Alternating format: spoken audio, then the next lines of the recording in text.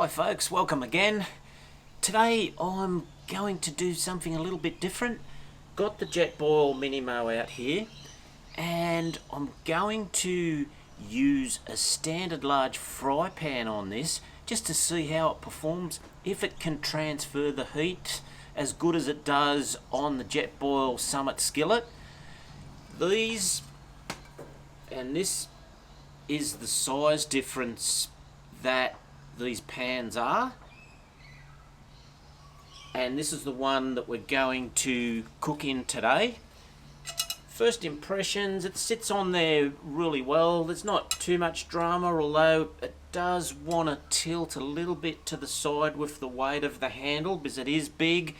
The Jetboil pot stand is only a fairly small surface area to contact it on, so you're going to have to be careful with it if you go this way. To test it, I'm going to do some French toast because that's going to have some egg and a bit of milk through it. We'll put some butter in there, some white bread, make some French toast, and we'll see how this goes. Let's go, let's get this cooked up and see how it turns out.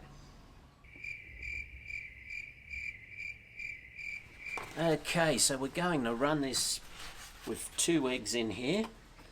So I'll get these happening first.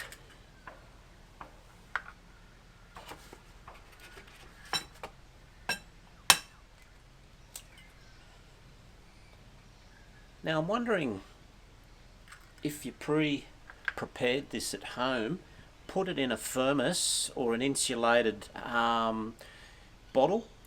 If you could take this out on the trail and actually make this somewhere rather than having to prepare it out on scene, you could basically put the eggs, milk, bit of butter through a blender, have it all ready to go to do your French toast out on the trail. Might be a possibility, I don't know, it might be too inconvenient, but that's what we're doing here today in a nice comfort of the backyard. So I'll give this a bit of a whisk up here.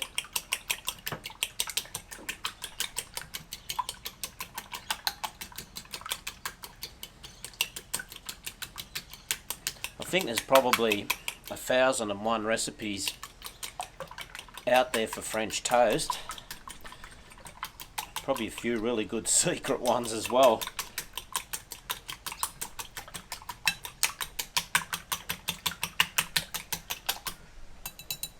Okay, we've got our eggs. Next step, we'll add a bit of milk. So in terms of quantity of milk, I don't really worry too much about measuring it. I generally go by the texture of the mix. I don't want it too runny, but yet I also don't want it too thick. So maybe just a couple of tablespoons.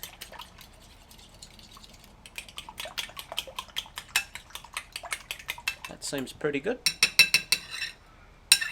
So now it's a case firing up the Jetboil Minimo, getting the pan ready, bringing it back out here, bit of butter in the pan, heat that, get it all nice and smooth, and then we'll start making this French toast.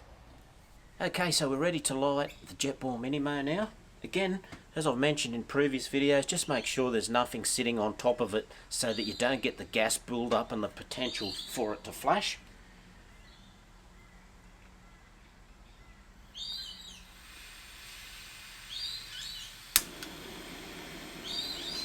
And I'll turn this down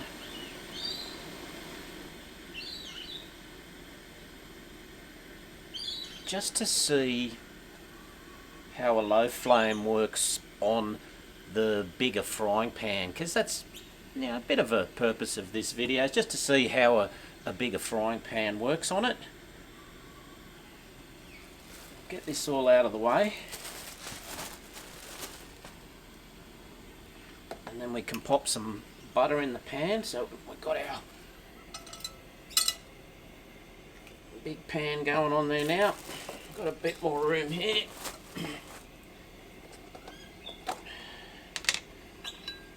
Now with the Summit skillet frying pan, it heats up really quick, so this is going to be interesting to see how quick we go, and it seems to be quite good already.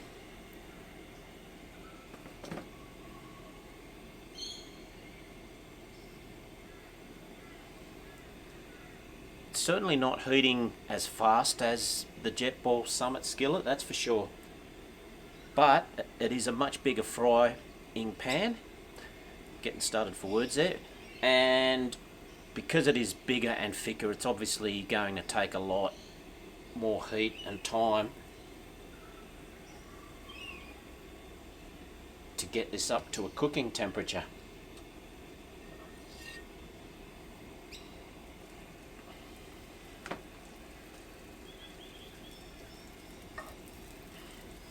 Alright, so on the lowest setting it's probably a bit underdone. I'm going to wind this out a little bit.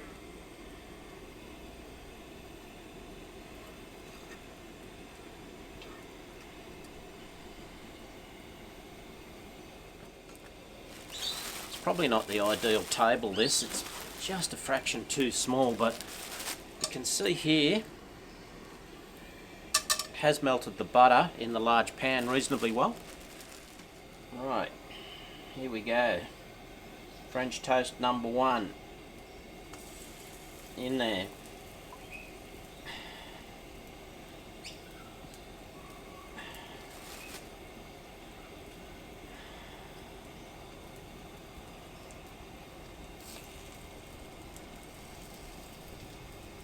And French toast number 2 is in there. The thing that's immediately noticeable to me is how much longer this frying pan handle wants to stick out as opposed to the Jetboil skillet. I think it could be, you know, it's just going to be annoying if you wanted to take it out on a hiking trip or something like that. It's going to take up, you know, a massive amount of pack space. But, you know, it can be handy if you don't want to buy an additional frying pan or saucepan. Yeah, it just shows that you can potentially use the ones you've already got. Just give you a quick look. You can see how this is progressing here. I think it's pretty much time to flip these over now. Let's see how we've gone.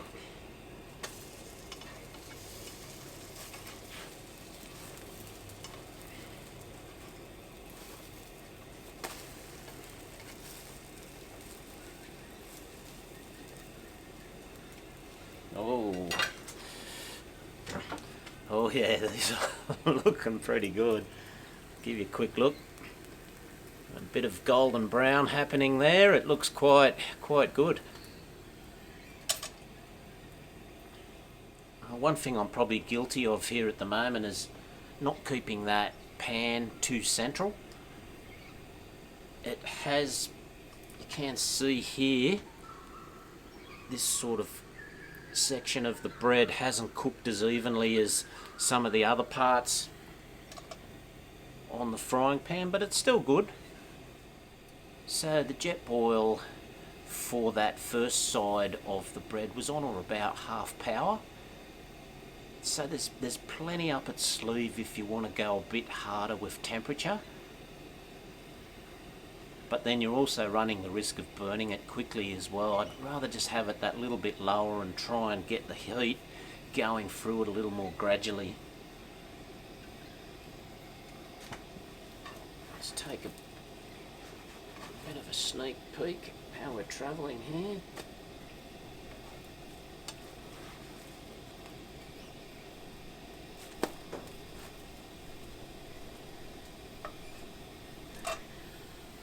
So this is how the second side has came out, and you can see it's a decent sized frying pan that it can get 2 slices of bread side by side. That's something that you won't get with the Summit skillet. It's not big enough to handle that. You would have to do these one at a time rather than side by side.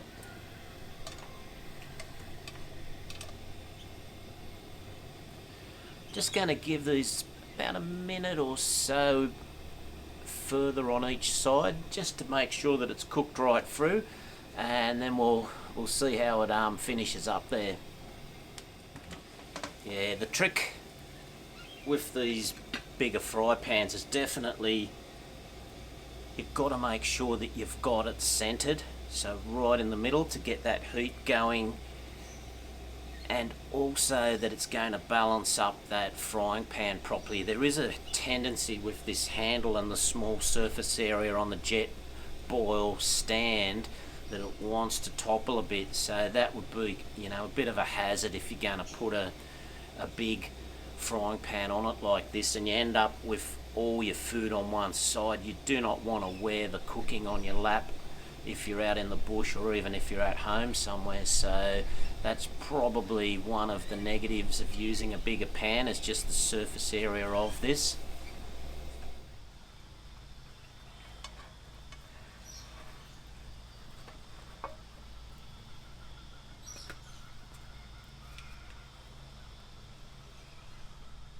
Okay, so that's where we're at. We've taken the French toast off. Looks like it's cooked pretty good.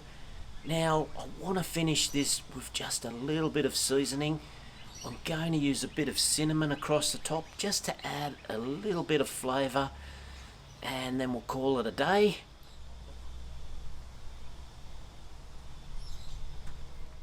Okay, so here we are. We've dusted our French toast with a little bit of cinnamon. Let's put it to the taste test. Let's see how this tastes.